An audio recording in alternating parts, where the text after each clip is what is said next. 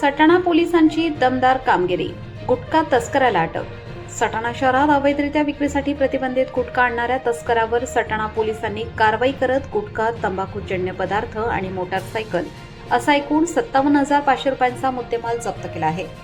कारवाई दरम्यान संशयित अंधाराचा फायदा घेत घटनास्थळावरून पळून गेला होता, मात्र पोलिसांनी दुसऱ्या दिवशी त्याचा शोध घेऊन त्याला अटक केली आहे।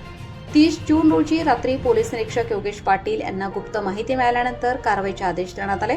त्यानुसार सहाय्यक पोलीस उपनिरीक्षक रायसिंग जाधव, हवालदार विशाल जाधव, मधुकर मोरे, नितीन जगताप, उमाकांत बच्छाव आणि सुधीर साप्ते यांच्या पथकाने सटाणा शहरातील अहिल्याबाई चौक परिसरात सापळा रचला।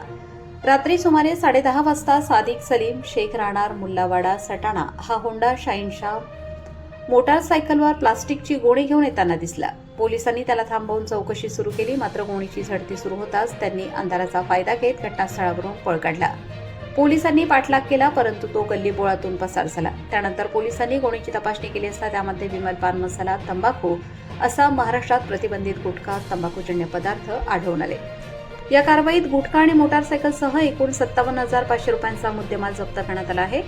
या प्रकरणी सटाणा पोलीस ठाण्यात गुन्हा दाखल करण्यात आला आहे। फरार झालेल्या आरोपीचा पोलिसांनी दुसऱ्या दिवशी शोध घेऊन त्याला अटक केली आहे।